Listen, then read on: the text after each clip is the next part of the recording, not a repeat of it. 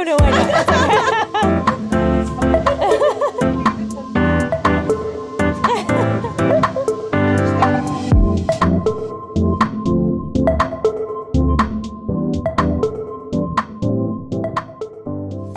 Okay, thank you for coming. Thank you for having me. Welcome to What Happened Last Night. I'm going to give like a total intro about you because I have one. We're going to do Great. it. I love it. Okay. Vidya is a YouTube and performing artist born in India, raised in the U.S. She was pursuing a career in medicine, which I never knew. This is kind of fun for me because a lot of you are my friends, and now I find out things about you that I didn't know. Before her whole life changed, she launched her YouTube channel in 2015 by uploading mashups of Bollywood hits and Indian classical with Western pop. Since, she's amassed over 1 billion views and over 7 million subscribers, which is fucking insane, by the way. Like, yeah. Thank you. And gained worldwide recognition from the likes of Major Lazer, Diplo, Hrithik Roshan, which is an interesting I love him. I love him. He's like one of my posters. It was like when I was a kid. Yeah, truly. Yeah, Same. completely. She has now been featured in publications such as Billboard, LA Times, Vogue, Elle, NPR, Cosmopolitan, BuzzFeed, and many more. It was so hard for me to pick ones because you've been in like everything. She's become a friend since I moved back to LA, and I'm so stoked to have her on What Happened Last Night. So yeah, so happy to be here. Yay. Thank you. It's truly like feels so formal, like sitting and chatting. But with I feel me like this, I know. Normally I'm like at a restaurant drinking. Okay, well, I want to start with like a lot of things I don't know about like your beginnings, and I was honestly like surprised to find out that you've been so open about your childhood and like what you've gone through. Yeah. So can you tell me like a little bit about like growing up, where you did, and then you're learning music at that young age, and just the situation with your family and you at that point.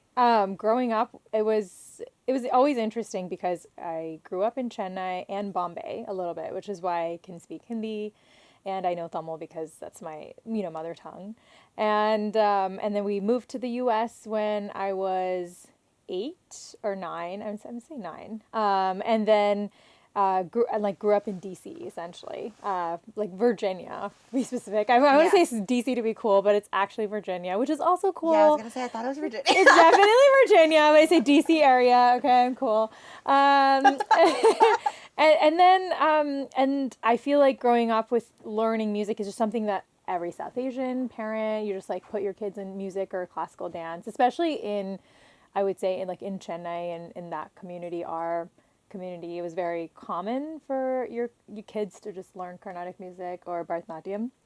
So we continue that in the U.S. And then I feel like I never really loved it because there was always like violence associated with that. My dad was abusive. It was like a crazy home situation. Like we had to run away from home when I was 15 because it got so bad. Yeah. And so music was always associated with him and his like violence. And so I stopped learning for a while. Well, with him, like what, making you do it? Making me do it, just even with my sister, like he would just like force us to practice and like everything about it and like punish us if we didn't. And like everything about it felt, it just felt so forced. Yeah. And there was no joy in it at all. And I think to a certain degree, I had to like relearn how to. I'm like, not all, Carnatic music by itself is not bad. It's like incredible. It's an incredible art form that is so ancient. But for me, it always felt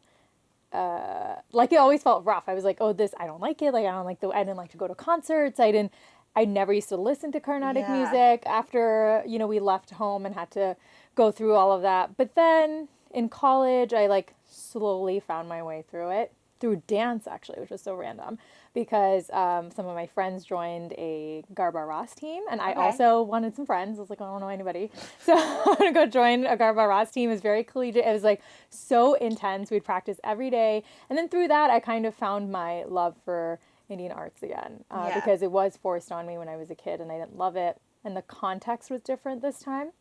So and then I met Shankar, my partner, who was starting a YouTube channel. This was like in 2010 at that time. And then in 2011, he was in India, and then he was like, oh, I'm starting this YouTube channel.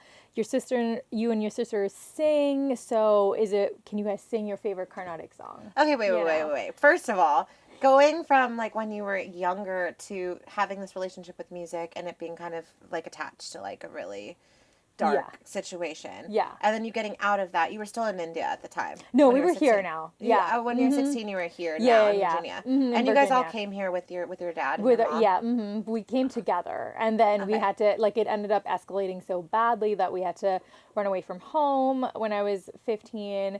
And then...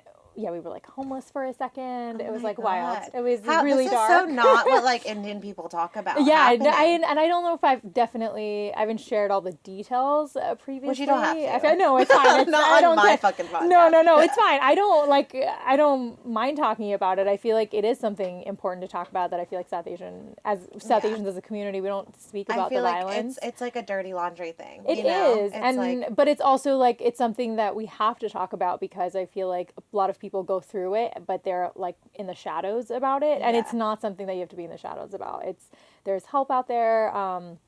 There was like organizations that did help us, so I'm eternally grateful. And we had some family support, but divorce was very taboo. Like a lot of my extended family is very conservative. Yeah. So they did not support my mom, like filing for divorce and all that stuff, and it did not go well at all. Yeah.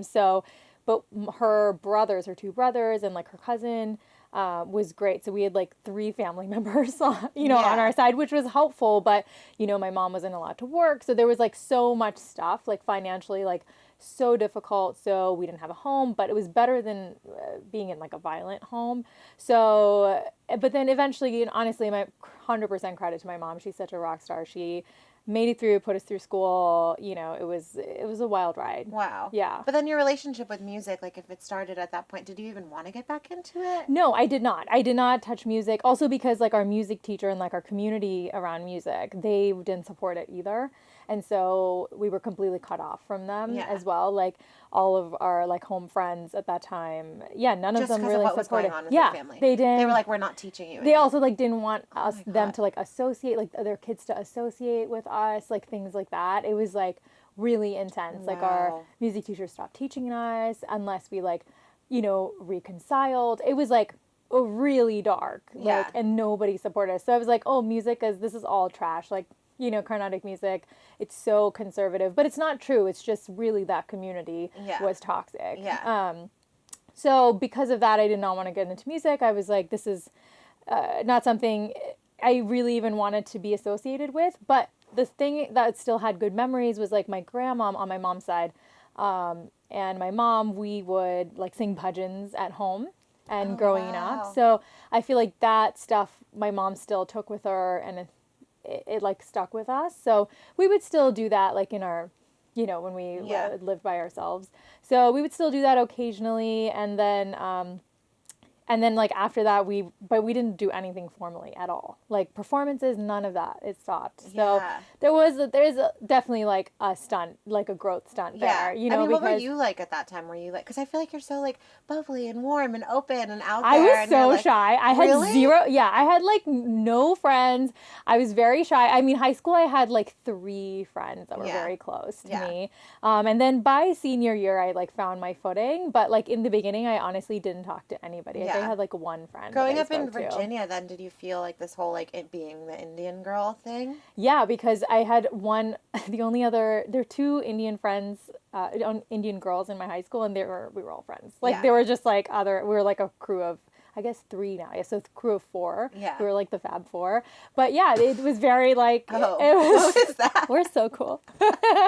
But we were the only Indian girls and we stuck together. Yeah. And but now it's changed a lot. The demographic it's like little India. It's like lovely. It's incredible to see like a huge Costco-sized Patel Brothers in Virginia. I thought I would never in my life see that because you had to, drive so far to get like Indian groceries, when I was growing up.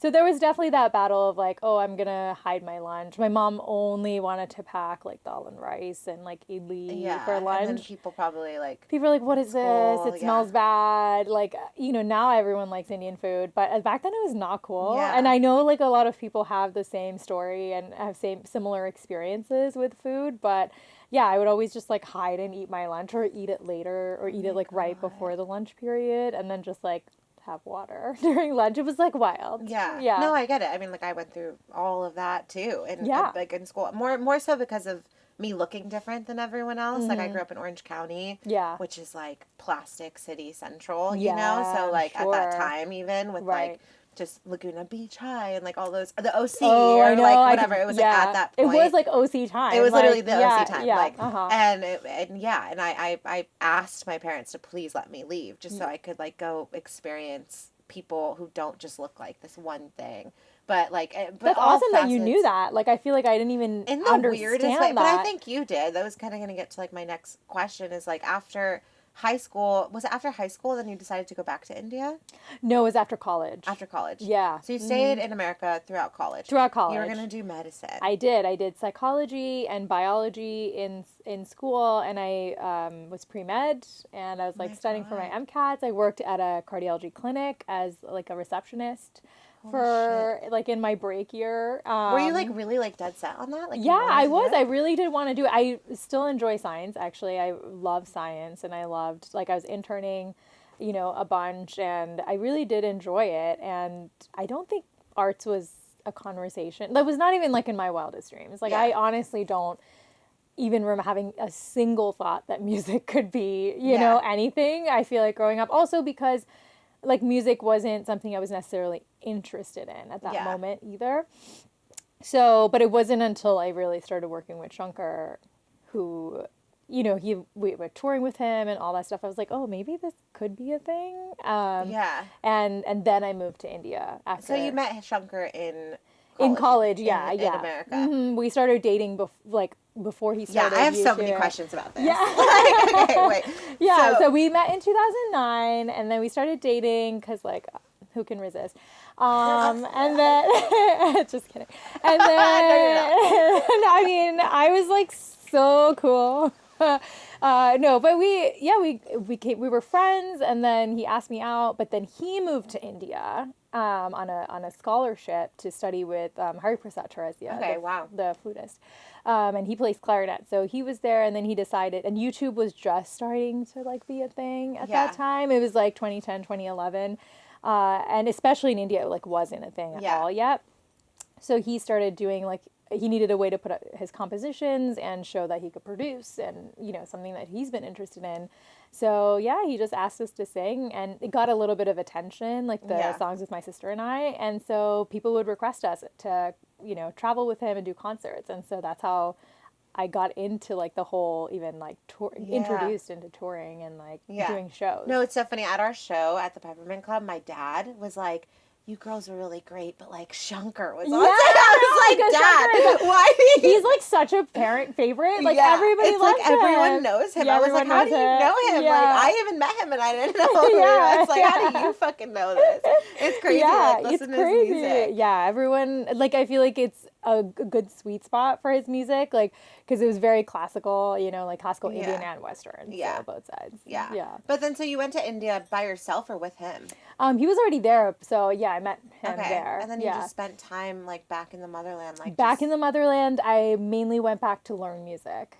Okay. So I wanted to restart my training. I learned Hindustani music this time because I was like, can't touch Carnatic music with a 10-foot pole yet. I was like, it's similar enough. And I was living in Bombay in Andheri, so nice. I was like, I'm just gonna do this, and I spent 2 years studying music. Actually, I told my mom, like, I remember 2013 summer, I quit my job, and I told her, I was like, listen, I'm going to give music a shot. I'm going to move to India and like learn music and get myself like immersed and see if I want to do it. And she was like, I'll give you 2 years. Because she's made unconventional decisions. When decisions. I said that shit to my parents, oh my God. My dad was like, right. My dad was like, go. But my mom was like, fuck no. Yeah. I was like, Mom, like, look, I have this like really big like A.R. Rahman shirt about whatever. And yeah, then India right. happened. And I was like, I remember this conversation vividly. Like, because obviously like, they spent their whole lives coming here. And then they're like, oh, you want to go back? Yeah, like, excuse absolutely Absolutely not. Yeah. What? Like, but my dad was like, yeah, go. And then my mom was like, no. yeah, your mom's like, no, you got to stay here. Do I was like, your just let me doctor, lawyer, prove you. engineer. And she was like, okay, Yeah. I'll give you like a couple months. Oh, months. I Oh know. my And then I was God. like 4 years later. Yeah. Yeah. Because that's hard. I feel like also putting a time cap on it is hard, but my mom was like very hard. She was like 2 years and that's it. She's also made like unconventional decisions in her life. So she's like, all right, Yeah. I'll just like, you do it. And then honestly at the 2-year mark, I was like, here we are 2 years later, haven't done a Yeah. single thing. So I just like woke up one day and I was like, Shankar, today is the day I have to start my YouTube channel because my time is expiring in 1 month. Yeah. And otherwise I have to go back to medical school. Oh my God, no way. So you were in India, you had a month left, and that was why the YouTube channel started? Yeah, literally. What I the was like, fuck? I just like woke up and Shankar's like, okay, what songs are you thinking? And I picked like Sia's like Big Girls Cry. Yeah. And then we recorded it and then Shankar's like, okay, but you just spent like your whole life learning Indian music. I can't tell this is like an Indian person.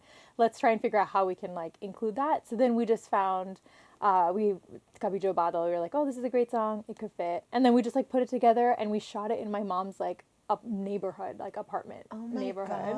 God. With like a rando camera. And I edited it and then put it up the next day. So it was, Okay, but was it like a big like I feel like knowing you and knowing your story, because it definitely, I feel like from the outside looking in, it can be like, oh, she just started putting up videos and she just became like Vidya Vox. Oh yeah, no, it took so much work. Like I feel like we were living with my mom at that point because we moved back from India. Our lease expired. Our landlord was raising rent and I was broke, so I was like, can't do that. Gotta go live with my mom now.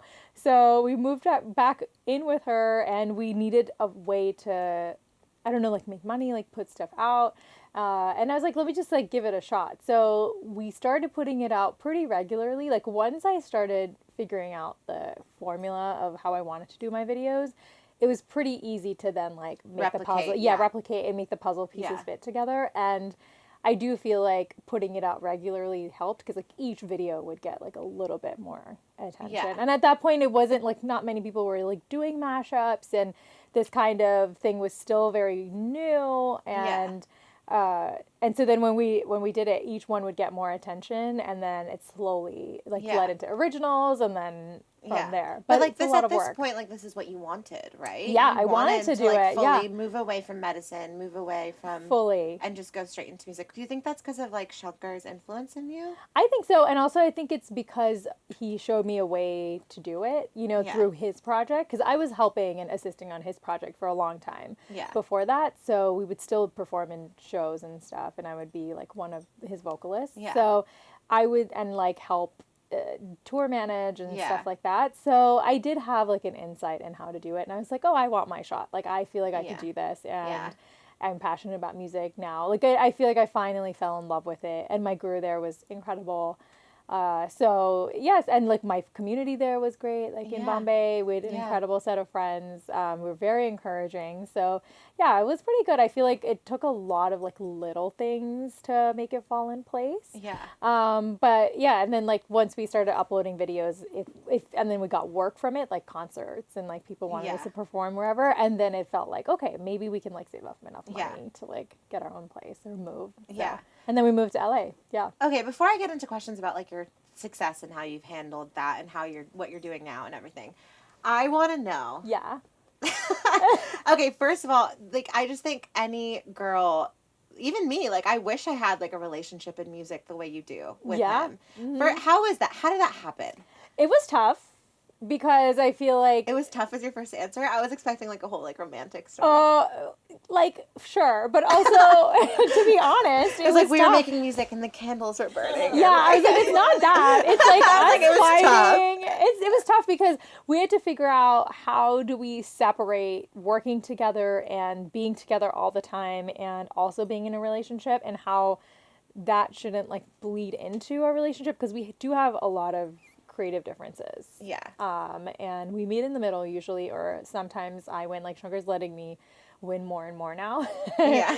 but I have like a very strong I feel like when we first started, Shankar had more of the ideas. Like in the beginning, he was like, "Oh, let's tried this song or that song. And then like about like a little bit into it, I was like, no, I want to do this and I want to do this. Like you started coming into your own, exactly. musically, Correct. Because I wasn't sure. And the big reason I wanted to start with mashups and covers is because I was like, I don't know what kind of music I want to write. Yeah. I didn't know at all what kind of artist I wanted to be. And those are like still big questions, but doing covers and like adding your own style into it found like it led a pathway into like my original music. So which then I have like a stronger opinion about. But yeah, it's actually really great to have him and be like a sounding board. He's also an incredible producer. So that also is like really nice to have. And also he's, you know, we're self-taught in terms of like doing videos and stuff. We edit all our own videos and Chunker it's like truly all of our videos are like him on the camera and then like I jump in front of the camera, you know, like change the setup and then like do it again. So it did help to just have like a very lean and mean team.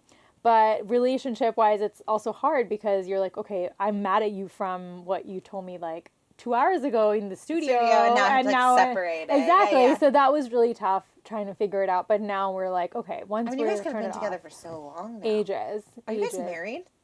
No, marriage is not for me right now. Or like ever, like, you know, why? Like we have everything together. We do everything together. Did anyone have an issue with him being like a white dude? Was that a No, thing? because he has an Indian name. It helps a why lot. Does he have an Indian name? Because like he, his family and our family too. It's a lot. There's so much to unpack. Okay, we have complicated lives. We're devotees of Mata Amritanandamayi, who is a humanitarian, and she's a guru, and she named him when she was younger. So his parents, his parents were very into Indian spirituality and like into like Hinduism. So it makes sense. He found stuff. an Indian girl, and he was like, he was like, oh, cool. So it did help, and also I feel like my dad ruined like a reputation for South Asian men, I think. So my mom was like, okay, as long as he's like nice and he understands your culture and your beliefs and is open to it, but it's low bar, truly. Yeah. Like obviously the bar is like literally in hell for men, but it is even lower, you know, when you come from my family. So I feel like he was actually very high above he's amazing. He's so sweet. But before him, like, were you having like these experiences growing up and like in between your career and trying to figure out yourself and going to med school and like all this stuff? Were you like in and out of relationships that you were kind of like trying to figure out your relationship to love and loving yourself and like just what happened with your... I feel like I needed to not. I wasn't. He's my first serious relationship. Yeah, and like last probably. Yeah, for sure. No more. I can't. No, but it was. I definitely had some crushes and stuff like that, but nothing super serious before him. And we started dating when I was pretty young, and I feel like we were long distance for quite a bit of it, for the first bit of it. So I still had a lot of time to grow and like figure out who I was. And I think we grew up together in a way. Like we grew where I feel like we both are different people now than we when we first started dating, and we've kind of like accepted each other through that.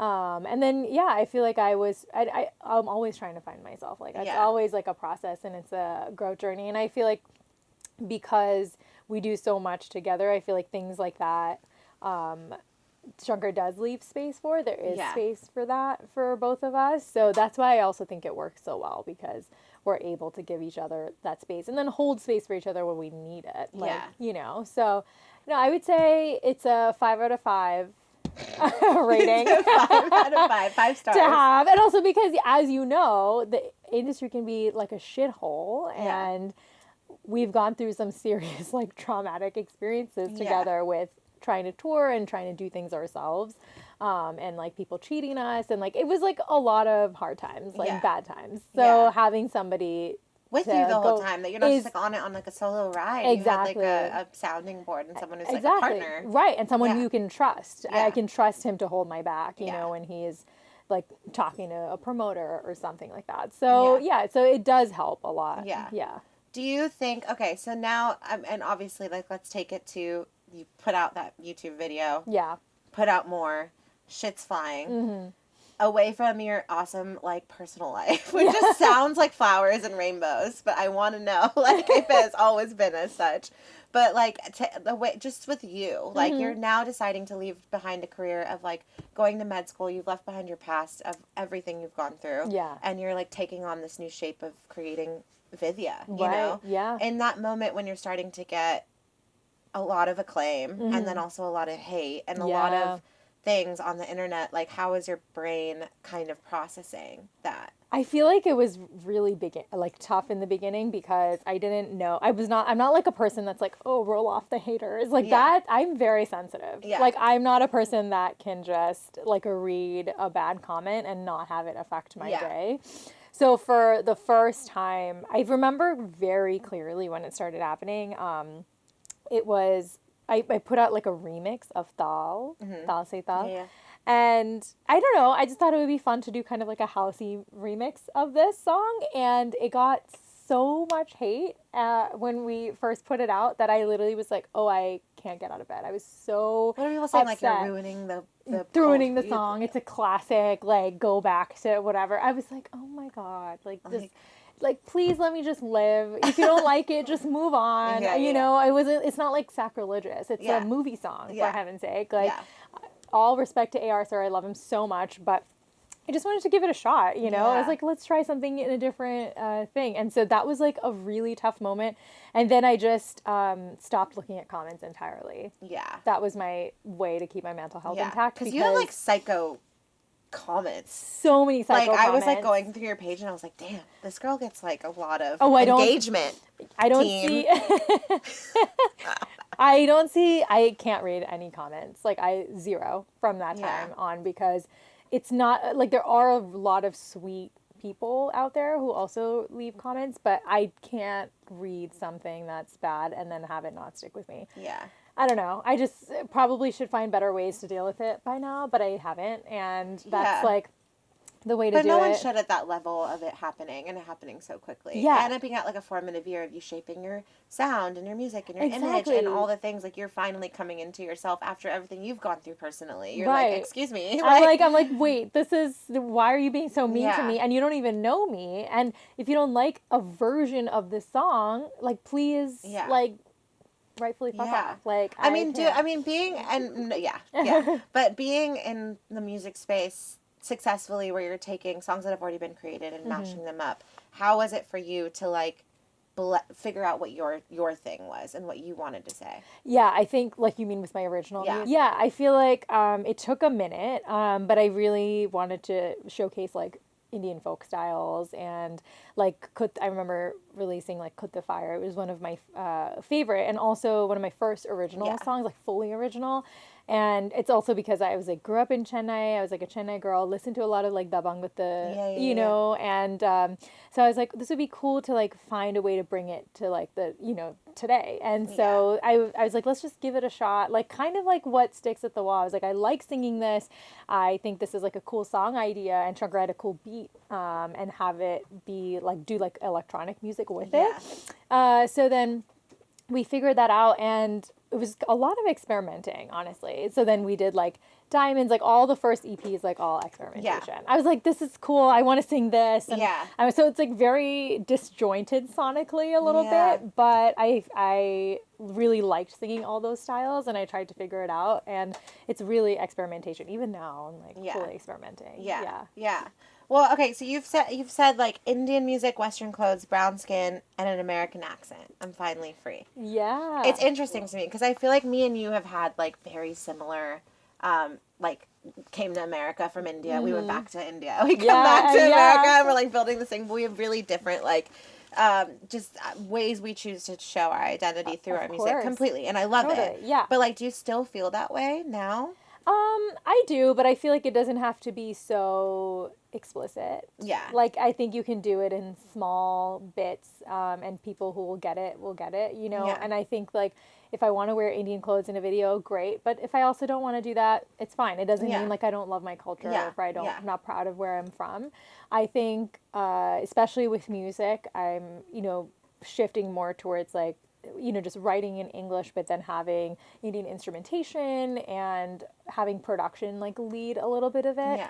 But sometimes I also will just want to sing a fully Tamil song. So I don't think it's mutually exclusive. I don't think it's like in a box. Sometimes it's just like flows everywhere, and I kind of I'm like going with it now. I don't have to categorize it. I feel like before I was like, I'm singing all these like Western pop songs, like how do I show that I'm Indian, and how do I, and I want to wear Indian clothes, and I, but now I don't, it's not like that deep. Yeah, now you don't like think about like I need all these things to hit. Yeah, because it can just be all of those things or none, but I'm still like the same person. Like I'm always going to be South Asian. I'm always going to be Indian. Yeah. I mean, I think me and you have talked about this at dinner of like the whole lack of representation in fucking the world, period, pop culture wise, and it's finally happening all over, and I think all of us are little pieces and little steps to it eventually getting to a point where it's fucking normal to see an Indian girl do anything or wear whatever she wants to wear whatever or say whatever she wants to say, frankly. Exactly. And your experience, like, I think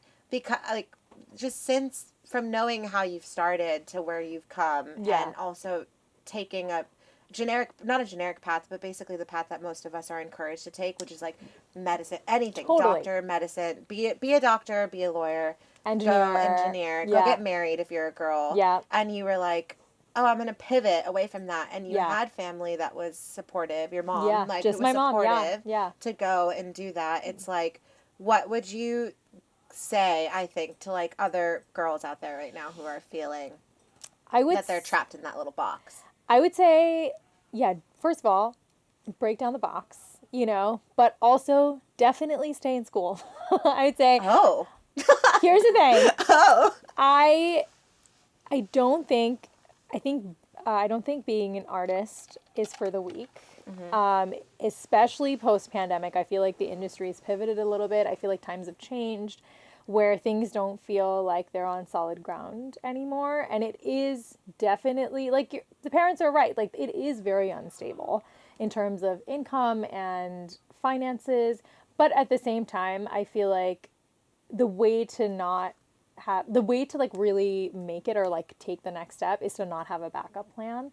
So that's how I did it. I was just like, nope, I don't have a backup plan. I just have to do this. I have to make it work. Otherwise I'm like going to be stuck doing something I don't love. So I feel like my main advice is try it, but also stay in school. Stay in school. I never thought you would ever say I know. But I think it's... Do you wish you stayed in school? I definitely don't wish I stayed in school because I don't think I would be good at it anymore because I feel like my skill set is so specific now. And I can't envision myself doing anything else. Yeah. But I feel like I feel like people should try it. Like, start small, know? Like, I think when I started, I think you too, like, we both kind of just went and did it. Yeah. I feel like now have your 9 to 5, have your whatever that is going to get you the income, going to get you the financial independence. Yeah. But do it on the side. See if it takes off and then quit. And then switch over. And then switch over and quit. No, that is like a way more rational way to do it than just being like, whatever sticks to the wall. Because like I feel like we were also a little bit right place, right time. Yeah.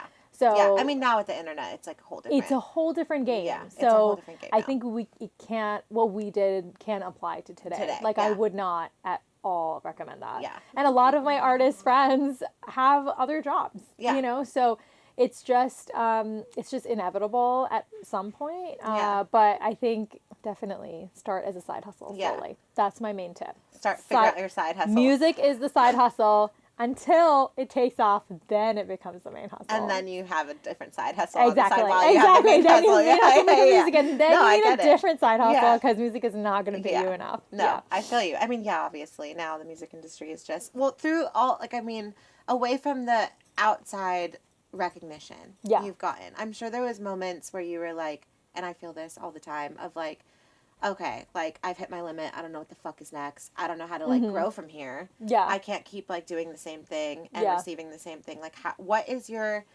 two-part question, what is your thing that you want, if you could see the next success for you, what is it that you actually want? And the second thing is, in those moments during the journey so far when you've had success and you felt like you were at your glass ceiling with what you thought you could do next, how did you get through that? I mean, to answer the first part, I feel like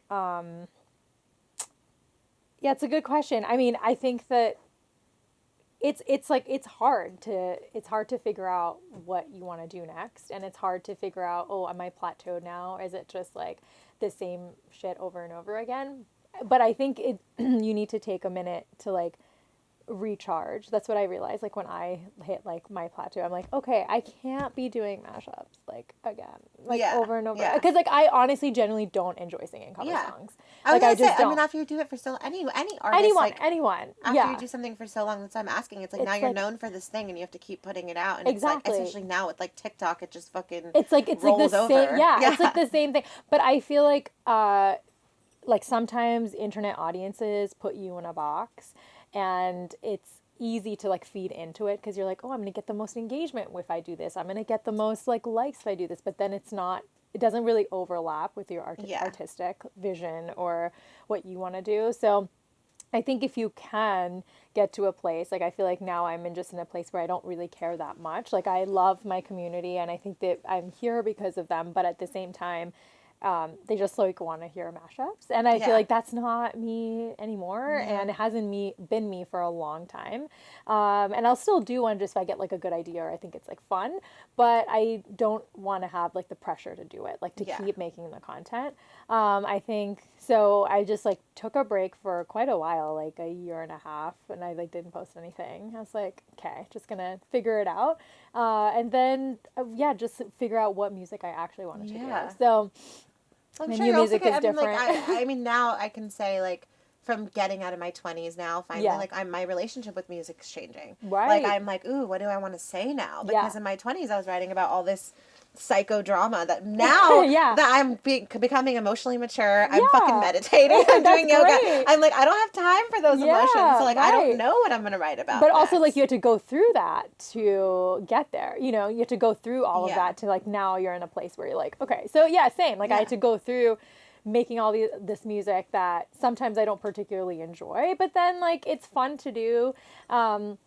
And then you get to a place where you can finally just like you have to like not care. yeah, Like that's yeah, I feel like that's where I'm in a place right now. I'm just yeah, like I'm gonna make music that I like and I like singing, and I think that will add a different take, like it's a different perspective, yeah, it's that I think I have a unique perspective on what I want to say, and if people like it, that's great, but if not, like also bye. yeah, So yeah. that's my Yeah. vibe right now. Yeah. Yeah, and then what I was mean, the that's the second vibe you should question? be at Yeah, now. I feel like My finally second, I'm yeah, here. totally. I mean, like, I'm kind of there now too. But, Yeah. like, the second question is in your 20s, I guess, and in Yeah. the height of success, at the points where you thought, like, you hit your limit and, like, you don't know what to do next and you're not getting where you wanted to go.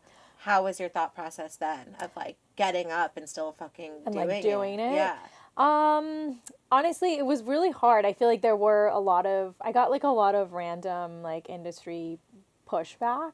Cause like, oh, how can you just have all these opportunities and like do tours, but you don't have like a playback song, or you're not like, you haven't spent time in the industry. So, so Yeah. a lot of people were like mad at me about it, and like industry musicians Yeah. were mad at me about it. And I was like, I don't even know you. Just like, let Yeah. me live in my lane. Yeah. Like, I'm not taking away your sponsorship or your They're like, you're show not a or real whatever. musician, you're a YouTuber. Yeah, kind of exactly. thing. And there's like Yeah. so much of that. And I wanted to be like, it's because you gatekeep.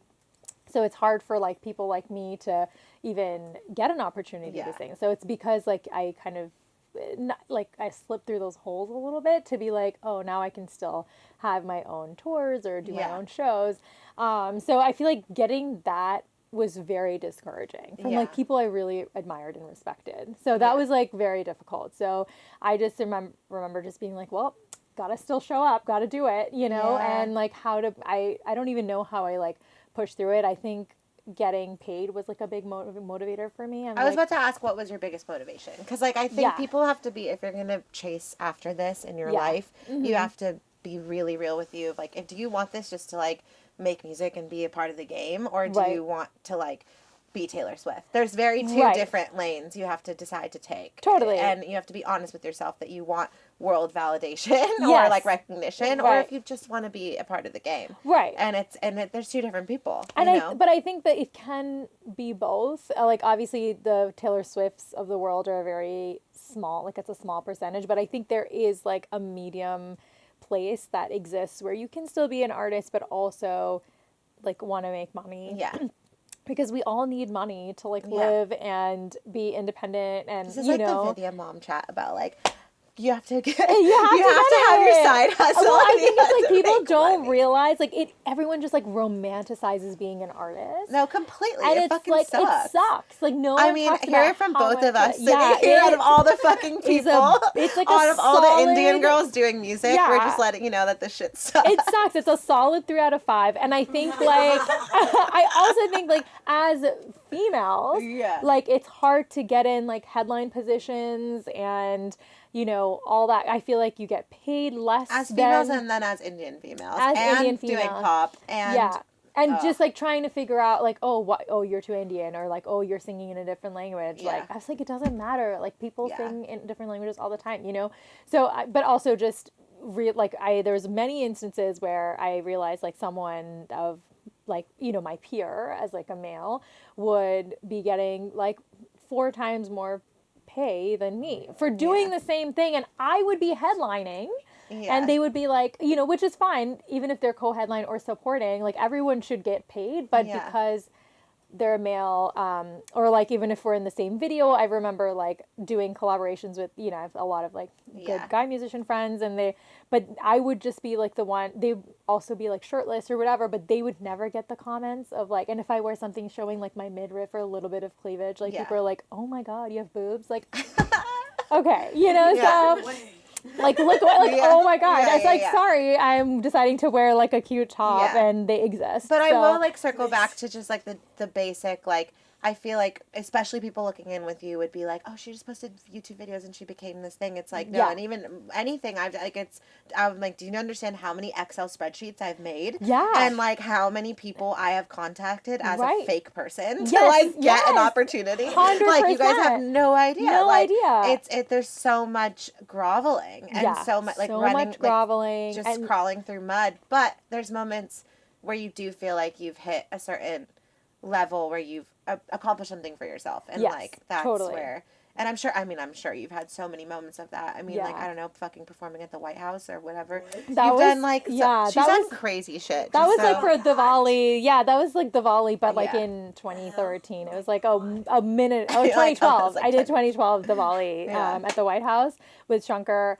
That was actually that was great. But I feel like moments where like people like, you know, request like my originals like at concerts, that's I feel like the most, it's so, I can't like quantify it, but it feels so incredible if someone means like sing the fire or like they know all the words to like, I mean, I even said before we started this podcast, like, my family was so stoked for her. Yeah, more than mine. No, that's not true. They love both of us. But it was such a, like, I feel like those moments, I'm like, oh, the promoter's so shitty, and like, it was so stressful to get there. But then when I'm there, like sharing the experience, because like ultimately, like music is so unique in the sense that we get to share experiences with strangers and be in like a moment in time and like create a memory.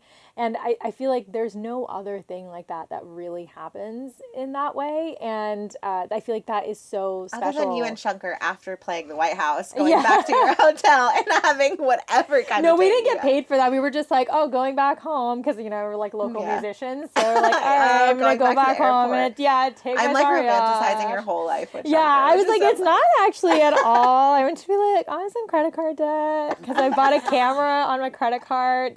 Bad idea. Do not do that.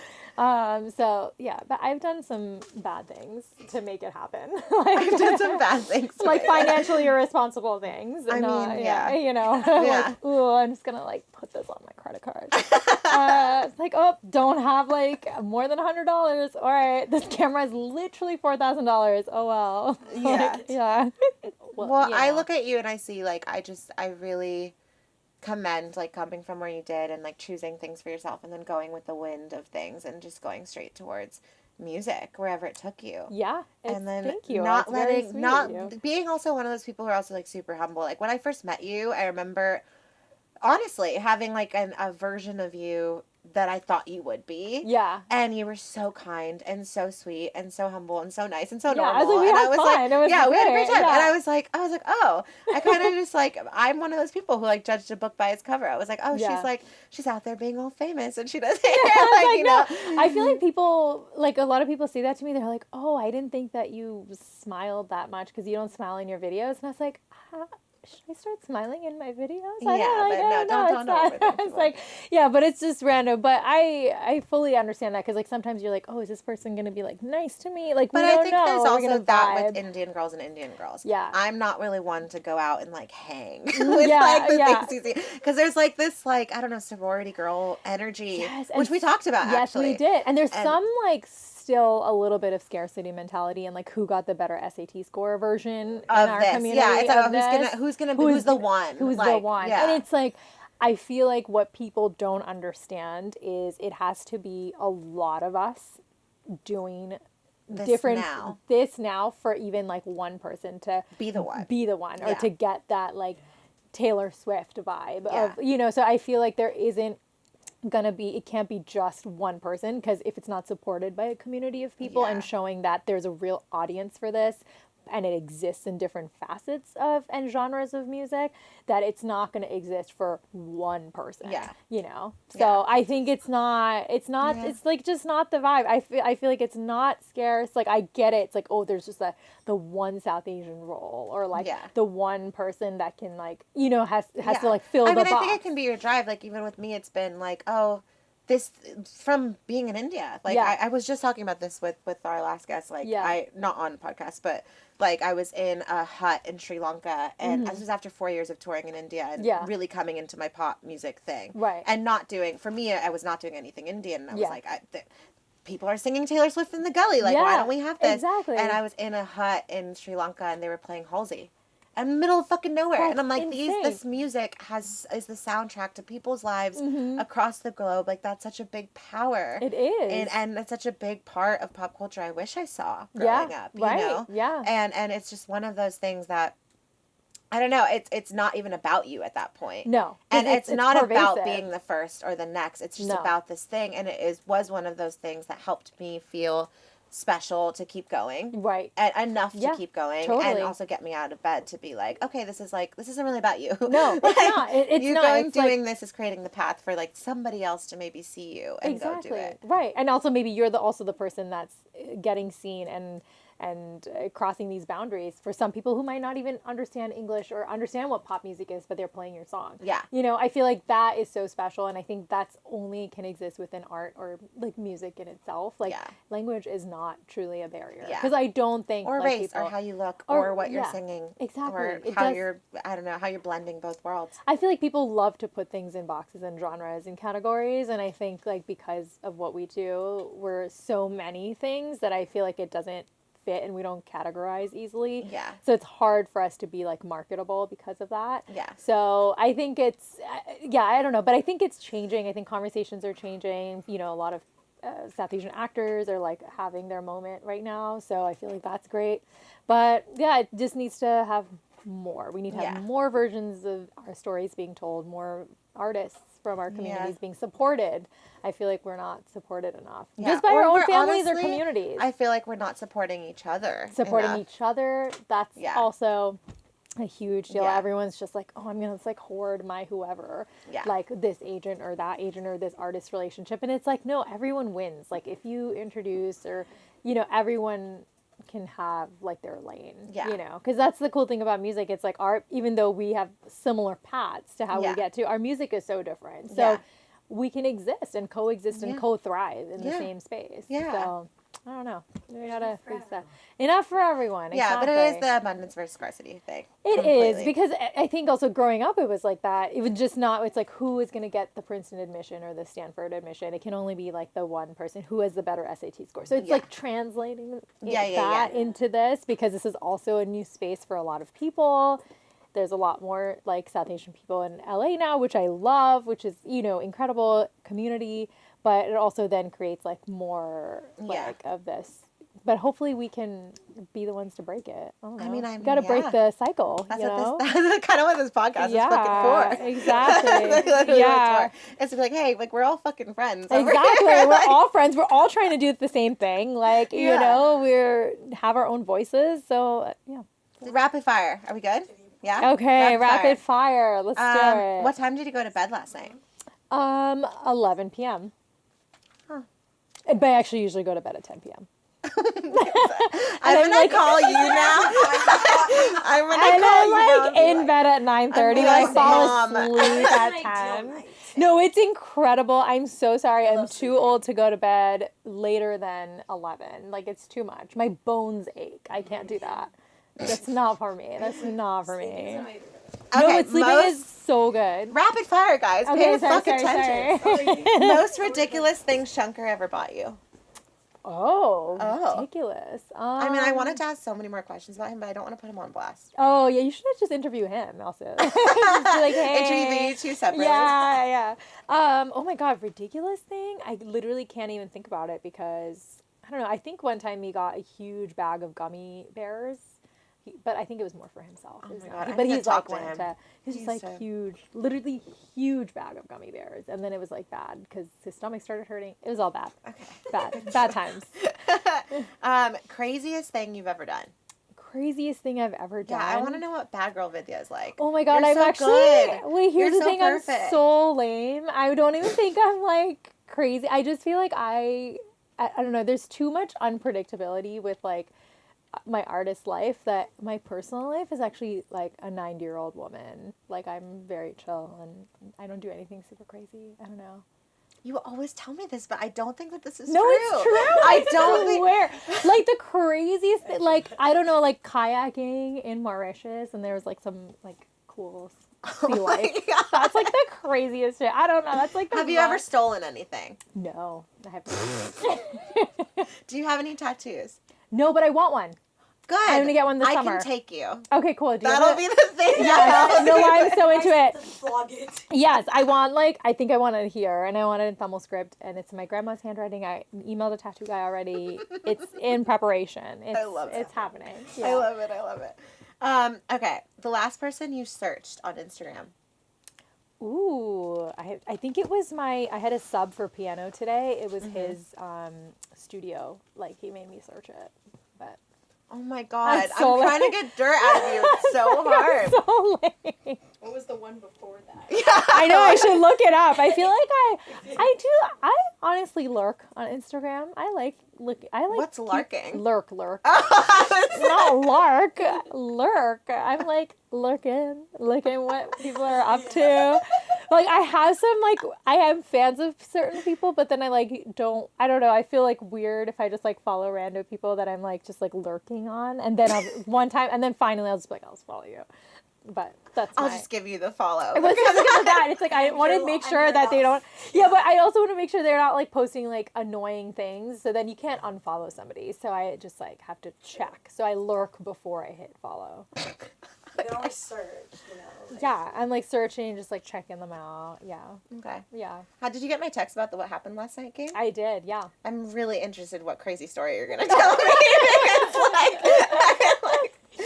Okay. You ready? So what happened last night? If you haven't seen this, Vidya has to tell me a story about what happened last night, and it can be true or false, and I have to guess if it's true. Yeah. Okay.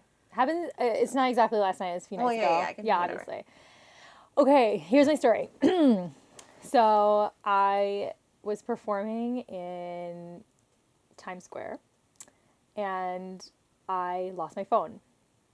After that, I was like trying to find out like where it was. I thought I got pickpocketed. It was a wild situation. Okay, don't worry about how I got to that conclusion.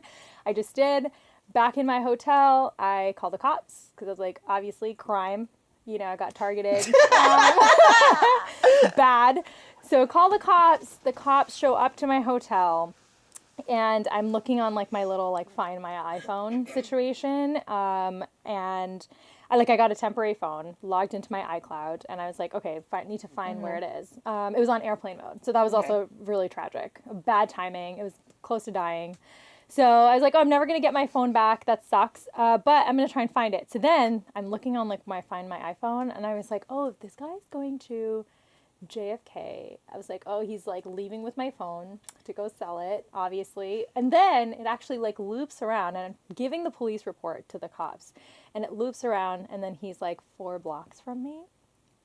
I was like, oh my God. And Your phone was in JFK and then 4 blocks from you. Yeah, and then I literally was like talking to the cops. I was like, oh my God, my phone's like 4 blocks from me. Is he like coming to like blackmail me? I don't even know. I don't even know. I was in some insane headspace. Okay. So I was like, oh my God, this is so bad. I'm like showing the cops, I was like, look.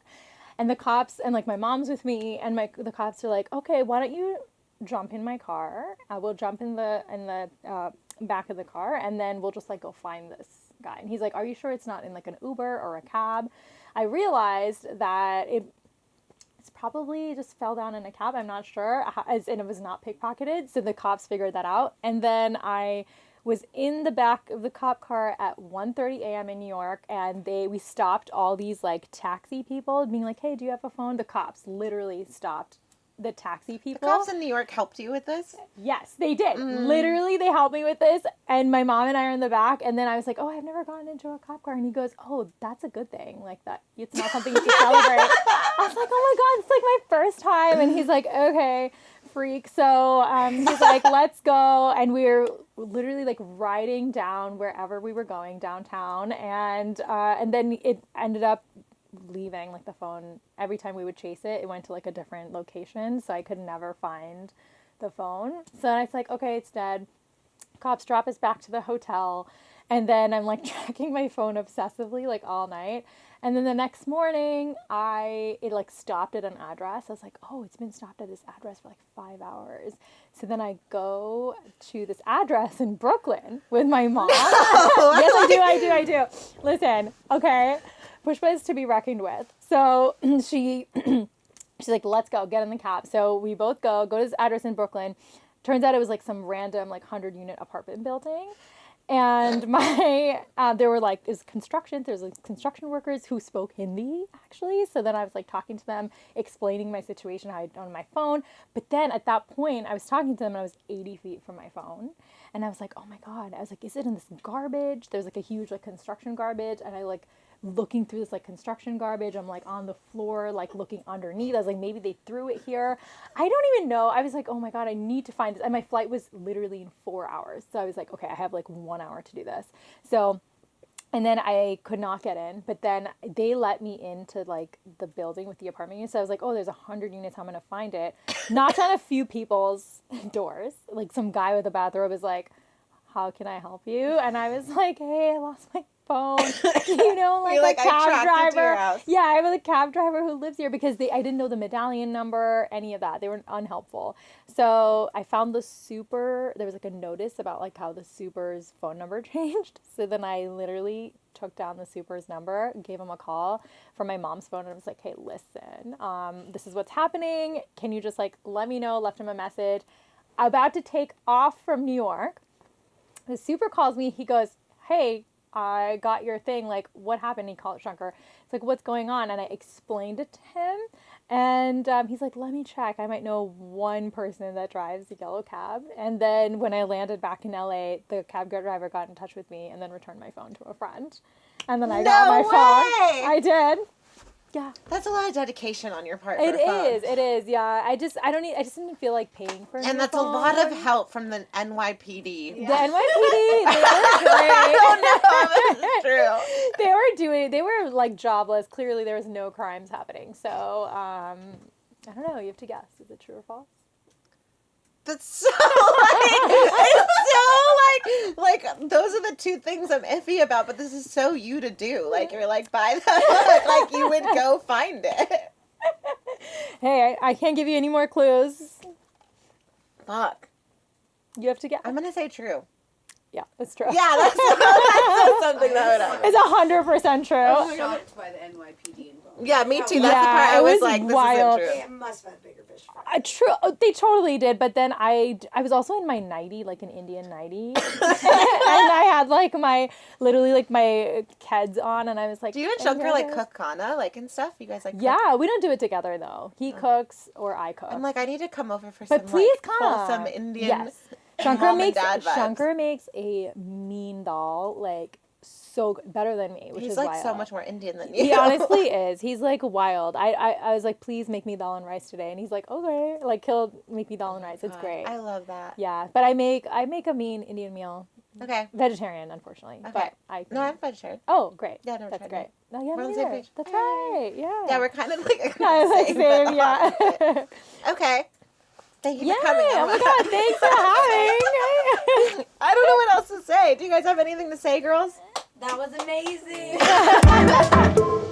Yay, thank you for having me. Thank It you was for so much coming. fun. Can I steal a star? Definitely. Yeah, there's another for the No girls. yellow. You get through the But there's no yellow or orange ones, which is like sad, but